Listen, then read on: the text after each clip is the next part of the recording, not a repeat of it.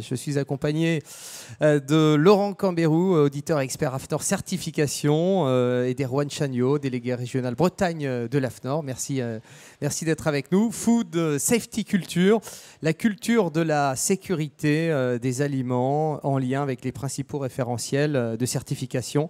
C'est très technique, on va en parler dans un instant. Reconnu par la GFSI, un sujet d'intérêt commun, même pour les entreprises non certifiées. Je n'irai pas plus loin. Les experts et spécialistes, c'est vous, on vous laisse. Vous avez 30 minutes pour cette conférence. Merci. Bonjour à tous. Et je me réjouis aussi de pouvoir participer à un des tout premiers salons, il me semble, qui réouvre dans des conditions quasi normales. C'est le premier, oui, tout à fait. Donc, aujourd'hui, je suis accompagné de mon collègue Erwan Chagnot, qui est un local de l'étape, qui dirige la délégation Bretagne. Qui rassemble un peu toutes les activités de l'AFNOR, mais il vous en dira deux mots. Pour ma part, je viens du siège, donc du département marketing, solutions, expertise du groupe AFNOR. Et je travaille depuis maintenant 2008 sur les certifications de management en sécurité des aliments. J'ai notamment travaillé en contact direct avec le BRC, je continue à travailler avec le BRC, l'IFS, FSSC 22000 et ISO 22000. Et il se trouve qu'il y a un sujet qui a émergé il y a un peu plus d'un an. Disons, il est arrivé dans la lumière des projecteurs il y a un peu plus d'un an, mais ça fait assez longtemps qu'on travaille sur le concept ou la thématique de Food Safety Culture, ou culture de la sécurité sanitaire des aliments. Alors mon propos aujourd'hui, ça va être finalement de vous montrer un petit peu le catalogue de ce qui se fait, des grands concepts, sans entrer forcément en 30 minutes dans le détail. Et on aura un temps d'échange à la fin, pendant lequel, je l'espère, vous pourrez approfondir ou poser des questions. Je laisse peut-être... Alors, je fais un test. Voilà. Est-ce que tout le monde voit bien? Ok.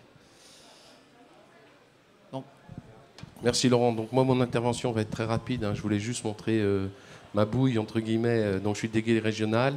On a une antenne AFNOR donc, au Reux, qui représente la Bretagne. On représente tous les métiers de l'AFNOR. Donc si vous avez le moindre besoin d'informations, d'accès aux normes, etc., n'hésitez pas. Il y aura mes coordonnées sur les transparents. Donc je suis moi-même auditeur QSE et RSE. À toi Laurent. Merci. Que je ne me trompe pas, télécommande.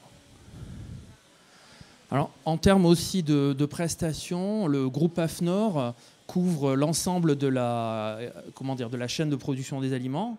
Là, j'ai pris juste un extrait des prestations sur lesquelles on est capable d'intervenir. Donc, l'ISO 22000 sur les 13 catégories, le FSSC 22000 sur 3 catégories en food et en packaging, l'IFS en food logistic broker, le BRC en food et packaging, et puis le petit nouveau qui est la certification bio, avec un agrément qui va de la transformation à l'importation à la distribution de produits donc transformés en certification bio. Donc mon propos aujourd'hui va s'articuler autour d'exemples.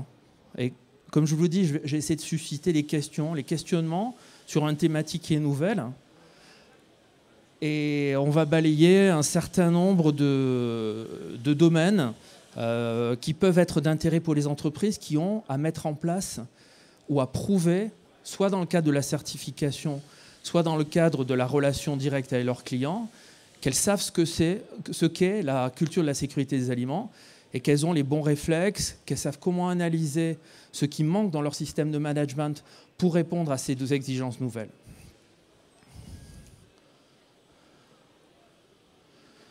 Alors, vous aurez une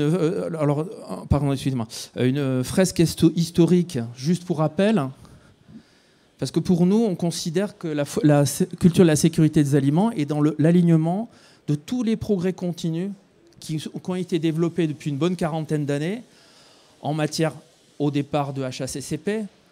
Pour les dinosaures comme moi, on a tous connu la directive 93-43 qui a introduit le HACCP. Ça a été un grand mouvement en France, beaucoup de formations et autres.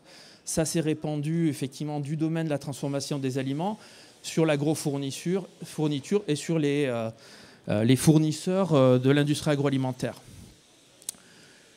Et bien entendu, l'assurance qualité. Donc on construit petit à petit. On est dans une logique préventive, les systèmes de management.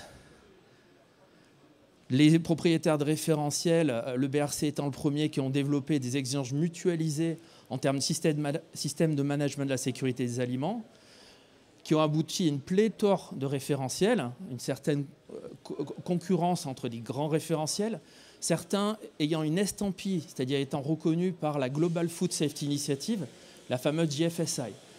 Donc, ces propriétaires de référentiels ont l'obligation de reprendre de façon régulière les lignes directrices que la GFSI publie très régulièrement.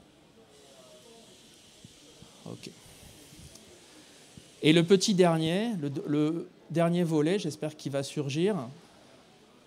Donc vous avez eu Food Fraud, Food Defense qui sont effectivement impulsés par la GFSI. Les lignes directrices de la GFSI ont imposé aux entreprises d'élargir la sécurité des aliments au concept plus large de protection des aliments ou d'intégrité des aliments, en prenant en compte les actes intentionnels de sabotage, d'intrusion, Food Defense, ou les actes intentionnels de fraude, Food Fraud. Et alors, j'espère que je vais pouvoir le passer. Et voilà. Et le tout dernier, la Food Safety Culture. Il manque un petit élément sur ce slide, c'est qu'il y a eu une nouvelle version du Codex Alimentarius, qui est vraiment le document fondateur qui va influencer toutes les réglementations en matière de sécurité des aliments, qui lui aussi a été revu en début d'année et qui intègre la Food Safety Culture. Et le dernier petit appendice que vous voyez, là, 2021/382, c'est une annexe à un règlement européen du paquet hygiène qui contient des exigences en termes de sécurité, de culture de la sécurité sanitaire des aliments. Donc on est passé d'une exigence qui était dans le domaine des référentiels privés à une exigence qui est maintenant dans le domaine de la réglementation. Pour ceux qui sont intéressés au détail des exigences, l'Actia vient de sortir un document livre blanc qui contient toutes les exigences des différents référentiels qui sont en relation à la culture de la sécurité des aliments. Ils l'ont sorti il y a 2-3 jours, il est en diffusion libre.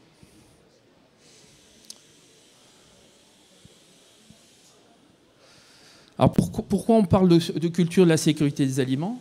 Parce qu'on s'aperçoit de plus en plus dans les entreprises que le volet comportemental, l'humain, le facteur humain, est très important. C'est un petit peu la matière noire des systèmes de qualité. On sait que c'est important, mais on ne sait pas trop comment le gérer.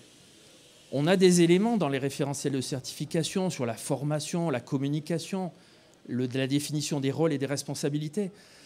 Mais la Food Safety Culture, c'est beaucoup plus large que ça. C'est-à-dire qu'on va s'intéresser au comportement au sens large, aux valeurs cachées, aux valeurs induites par les comportements, par les mentors, par les exemples qui sont donnés dans les entreprises et qui influencent au final l'efficacité des systèmes de management. Donc, j'ai pris pour m'amuser quelques photos, soit de renforcement positif avec des éléments de communication pour favoriser les comportements positifs, soit des éléments un peu plus négatifs. Alors, vous aurez du mal à lire, mais bon, des posts, des communications vers des employés directs qui sont plus ou moins maladroites. Ici, c'est un petit peu sur le ton de la boutade. Le facteur humain, effectivement, est fait que parfois, malgré les procédures, malgré les formations, il y a des gens, vous pouvez les former intensément plusieurs fois, il y aura toujours derrière des difficultés. Eh bien, on a effectivement une efficacité qui est à optimiser pour l'application des comportements. Ici, ça illustre le concept de nudge, c'est-à-dire, vous en avez entendu beaucoup parler en ce moment, c'est comment renforcer les comportements positifs en incitant les gens, par exemple en leur donnant des repères visuels ou des petits éléments, des outils, à adopter les bons comportements en termes ici de conservation des aliments. Et ici, c'est une illustration simplement du fait que le nerf de la guerre, ça va être effectivement le management, la capacité du management à comment dire, construire ou favoriser, influencer une culture de la sécurité des aliments dans l'entreprise, et ça nécessite des moyens. Donc vous voyez qu'au travers de tout ça, on s'aperçoit que les comportements, l'état d'esprit du personnel vont avoir une influence très forte sur l'efficacité du système de management. Donc sur la base de ce constat, la GFSI a introduit, à partir de 2020, des exigences qu'ont dû reprendre les propriétaires de référentiels IFS, BRC, FSSC 22000 en matière de food safety culture. Alors, il se trouve que moi j'ai participé à l'histoire antérieure à ces exigences GFSI, qui a été le travail sur un document que vous connaissez peut-être, qui est un guide GFSI sur la culture de la sécurité des aliments, qui donne une définition de la culture de la sécurité des aliments comme les valeurs, croyances et normes communes qui ont une incidence sur l'état d'esprit et le comportement à l'égard de la sécurité sanitaire au sein d'une organisation, à l'échelle de l'organisation et dans l'ensemble de celle-ci.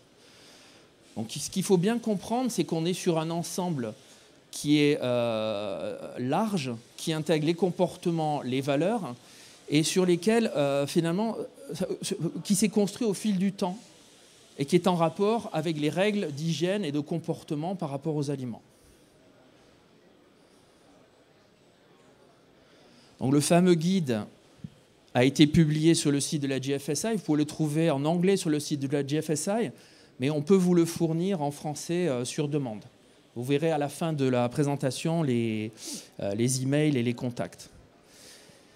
Et la petite nouveauté dont je vous ai parlé tout à l'heure, c'est le règlement 2021/382 qui dit très expressément que la direction d'une entreprise doit avoir un engagement et doit fournir des preuves comme quoi elle construit, elle établit, elle entretient une culture positive de la sécurité des aliments. Donc vous voyez que... attendez, je suis allé un petit peu trop vite. Vous voyez que finalement, ça va impacter pas mal de gens. C'est-à-dire tous les gens qui sont dans le scope du paquet hygiène, potentiellement, sont impliqués par ces exigences-là. Mais en premier lieu, les certifiés. Alors la GFSI a aussi introduit, au-delà de la définition, une approche par dimension. Donc, je passe pas. Ça passe pas. Voilà. Donc, en matière de culture de la sécurité des aliments, on s'appuie sur des concepts qui viennent d'autres domaines, comme l'aérien, le nucléaire. Et finalement, ce à quoi on assiste en ce moment, c'est une espèce de transposition, diffusion de modèles. Par exemple, ici, vous avez un modèle de défaillance qui indique qu'un problème, un incident, est très souvent la cause d'une chaîne de défaillances latentes ou défaillances actives dans l'entreprise, qui peuvent intervenir à différents niveaux. Et l'intérêt de la GFSI, c'est qu'elle a défini pour chacun des niveaux des dimensions sur lesquelles l'entreprise peut travailler pour renforcer finalement l'efficacité de ces mesures préventives. Il y a une dimension qui s'appelle vision et mission. Il y a une dimension qui s'appelle cohérence. Une dimension qui est relative au personnel, dans laquelle on va retrouver effectivement tout ce qui est sensibilisation, formation du personnel. Il y a une dimension qui concerne l'adaptabilité. L'adaptabilité, c'est finalement la capacité d'une entreprise à réagir à son environnement et adopter effectivement les bons comportements ou les bonnes approches pour limiter ou adapter son système de management. Et le dernier, c'est sensibilisation aux risques et dangers, qui est beaucoup plus axé sur effectivement le fait que le personnel, l'encadrement, a les bonnes connaissances, dispose des bonnes informations en matière de sécurité des aliments. Donc le document de la GFSI, il est organisé autour de ces 5 dimensions. Il y a d'autres modèles. C'est un modèle qui est assez pratique parce qu'il a permis de définir des grilles de maturité. Je vais vous en parler un petit peu. De façon concrète, qu'est-ce qu'on demande aux entreprises? La GFSI a défini un paragraphe dans lequel elle dit que le management, donc la haute direction, doit faire la preuve de l'engagement à mettre en œuvre, maintenir et améliorer en permanence son système de management, qui doit comprendre des éléments de culture de la sécurité des aliments, reposant en particulier, au minimum, sur la communication, la formation, le retour d'information des employés et la mesure des performances des activités liées à la sécurité des aliments. Donc à partir de cette exigence-là, les propriétaires de référentiels, que ce soit IFS, BRC, SQF, FSSC 22000, ont adopté des attitudes un petit peu différentes. C'est-à-dire que les exigences varient un petit peu d'un référentiel à l'autre, mais l'objectif est toujours le même. Il est de faire la preuve, effectivement, de l'engagement de la direction à construire une culture positive de la sécurité des aliments. Alors, je suis désolé parce que c'est un petit peu petit. L'autre idée, c'est qu'à partir du moment où vous avez cette exigence-là, il est possible de définir des niveaux de maturité. Ici, on vous présente un tableau à double entrée dans lequel on va prendre au niveau des grandes, je dirais, des facteurs fondamentaux qui construisent une entreprise, son leadership, les valeurs, les attentes, la capacité, l'éducation, la formation, la communication. Vous pourrez avoir, en termes de culture de la sécurité des aliments, identifier un niveau, je dirais, moyen, passable, un niveau acceptable et un niveau qui est au-delà des attentes, qui permet de jouer dans la cour des grands.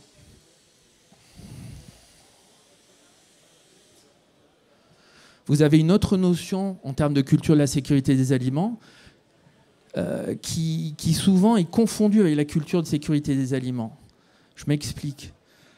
Souvent, on vous dit, on parle en matière de sécurité des aliments, de questionnaires, de questionnaires envoyés aux employés, à l'encadrement et tout ça. Ben ça c'est un élément important, mais ce n'est pas un élément de mesure de la culture de la sécurité des aliments. Ça permet de mesurer à un temps donné, c'est un instantané, des perceptions du personnel en matière de est-ce que le leadership, est-ce que le management agit de façon adéquate par rapport aux problématiques sécurité des aliments. Est-ce qu'il affecte les ressources adéquates? Est-ce que la communication interne-externe en matière de sécurité des aliments est adaptée? Donc il faut faire attention entre ce qu'on appelle le climat en matière de sécurité des aliments et la culture en matière de sécurité des aliments, qui est un ensemble beaucoup plus large, qui est le cadre général. En règle générale, la culture de la sécurité des aliments, ça ne se change pas du jour au lendemain dans une entreprise. C'est vraiment dans l'ADN de l'entreprise. Les plans d'action pour modifier ou influencer la culture de la sécurité des aliments, ils se construisent sur 5, voire 8 ans, voire 10 ans. En revanche, il n'est pas intéressant de faire ces questionnaires. C'est un élément qui peut donner des indications, mais développer une stratégie pour construire la sécurité des aliments, la culture de la sécurité des aliments, va demander d'autres actions de la part des entreprises. Je vous ai parlé de grille de maturité. Bon. Ici, vous avez un petit exemple qui est tiré de travail de Lon Jespersen de Cultivate, qui va vous donner, pour la dimension sensibilisation aux risques et dangers, 5 niveaux de maturité. Alors, je ne sais pas si vous arrivez à lire, c'est un petit peu petit ou... Vous voulez que je commente? Enfin, alors, le premier niveau, c'est les niveaux du doute. Vous avez l'organisation dépend principalement de sources d'expertise et d'inspection externes pour comprendre et agir sur les risques associés aux dangers et leur évolution, et il n'identifie pas les risques internes. Donc, on a pris ici un petit scénario dans lequel on explique, sur la base effectivement d'un incident, on a eu un problème de formulation en termes de HACCP, où dans le cahier des charges, on a changé un acide composé, un acide organique par un autre, et ça a entraîné des problèmes en termes de sécurité des aliments. Et donc on peut décliner sur les différents niveaux et identifier comment l'entreprise se situe en termes de culture de la sécurité des aliments. Le fait d'avoir identifié ces niveaux, ça vous permet de pouvoir effectivement enclencher une démarche de mesure, d'amélioration, donc en passant du niveau douter au niveau réagir, au niveau savoir, prévenir et prédire.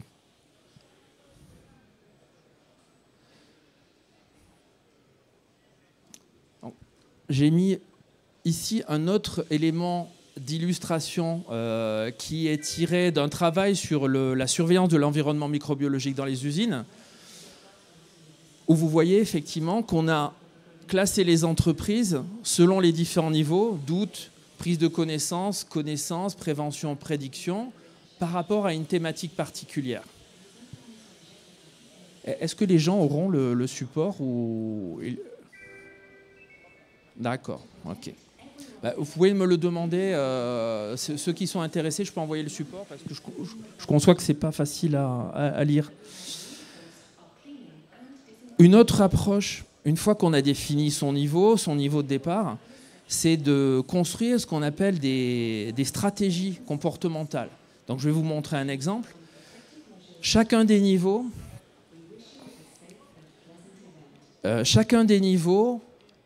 peut être plus finement détaillé en fonction du niveau hiérarchique, du niveau opérationnel de l'entreprise auquel on s'adresse. Donc, ce qui permet de construire des stratégies de développement de comportements adaptés basés sur différents niveaux hiérarchiques. Vous avez un exemple ici. Alors, attendez. De stratégie comportementale qui a été construite. Donc, c'est un tableau à double entrée. On va retrouver les dimensions de la GFSI, donc mission et valeurs, personnel, adaptabilité, cohérence, danger et risque.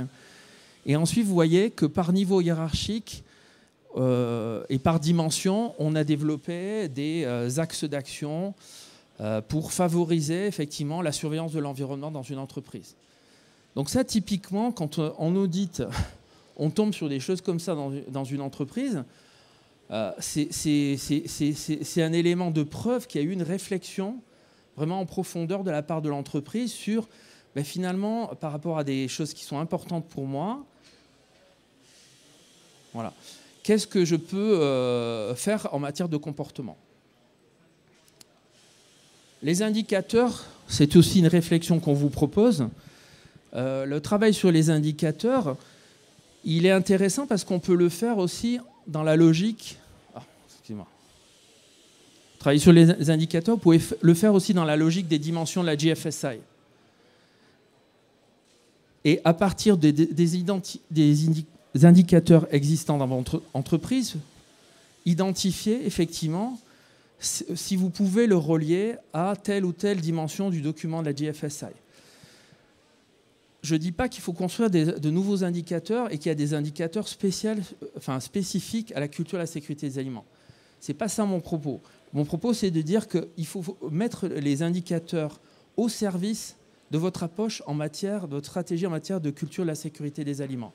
Ça peut être passé d'indicateurs réactifs, lagging indicator en anglais, à des indicateurs positifs, proactifs, en matière, par exemple, de surveillance de l'environnement, récompenser, favoriser la détection de zones potentielles dans lesquelles le développement de micro-organismes pathogènes pourrait se faire, plutôt que d'utiliser des indicateurs passifs, réactifs, qui seraient des indicateurs liés à l'analyse de votre produit ou de recherche de contamination dans le produit fini.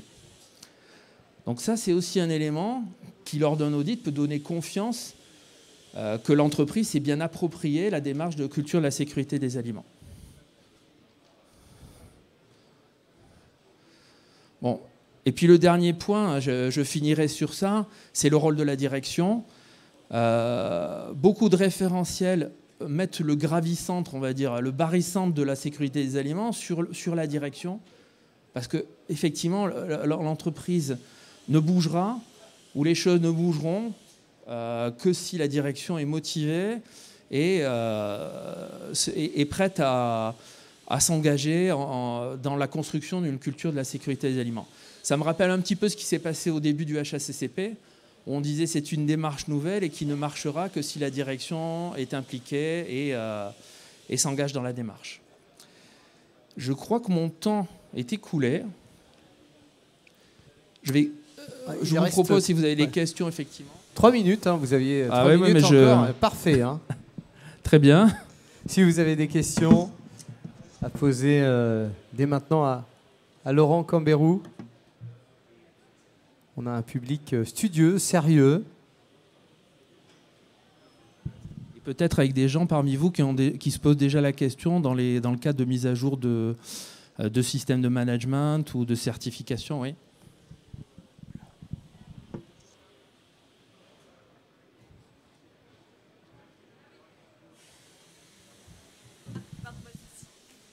Bonjour, du coup, Bonjour. nous on est certifié IFS Broker et on se posait la question, est-ce qu'il faut qu'on apporte la preuve en audit que nos fournisseurs également mettent en place une food safety culture ou c'est uniquement pour notre société? Alors, dans tous les référentiels, que ce soit IFS, BRC, FSSC, c'est l'entreprise certifiée qui doit apporter la preuve. Mais après, il y a un intérêt évident à ce que ça fasse tache d'huile. Une autre question. Je pense que c'était clair, concis. Très bien. Complexe aussi. Hein, Ah oui, tout à fait. Hein. C'est du domaine, effectivement, dans un domaine nouveau. Mais c'est intéressant, c'est même passionnant parce qu'on sort du cadre classique de la qualité et on va beaucoup plus vers les sciences, je dirais, humaines. Donc moi, mon parcours m'a amené à avoir effectivement une double qualification, on va dire sciences humaines et puis sciences dures. Et je pense qu'il y a beaucoup de gains pour les entreprises à s'attaquer à ces notions-là, comportement, ou baser ou lier le système de management à des stratégies basées sur les comportements. Ce que j'ai ressenti, c'est la notion d'engagement. Une notion d'engagement ouais. Un peu en amont, avant la notion d'obligation. C'est un peu ça l'idée, hein. Tout à fait. L'idée, c'est que le management de l'entreprise effectivement s'engage et la démarche doit être impulsée par la direction. J'ai un de mes collègues qui dit souvent, quand on commence à balayer un escalier, il faut commencer par le haut. Donc effectivement, c'est une démarche où la direction doit être motrice. Les entreprises sont-elles prêtes aujourd'hui en 2021 ? Alors, de toute façon, j'aurais dû commencer par là. C'est pas nouveau, la culture de la sécurité des aliments. Et les gens qui auraient complètement occulté l'aspect comportement, l'aspect humain, ils sont plus sur le marché parce qu'ils ne seraient pas certifiés, ils ne seraient pas, entre guillemets, en capacité de produire des aliments sains et sûrs. Ce qui est nouveau, si vous voulez, c'est que là, maintenant, on va essayer de le piloter et d'en faire un axe d'amélioration. Voilà. Voilà, merci beaucoup. Merci à tous et bonne continuation. Laurent Cambérou, auditeur expert AFNOR certification. Merci d'avoir suivi cette conférence. Merci à tous. Juste avant de vous lever, puisque nous sommes en direct sur mysefia.com, eh bien, nous avons rendez-vous dans quelques instants avec une nouvelle conférence, avec du public en présentiel et peut-être vous en direct ou en différé pour cette édition 2020 du CEFIA, avec la thématique suivante dans quelques minutes, l'emballage de demain avec ou sans plastique. À tout de suite.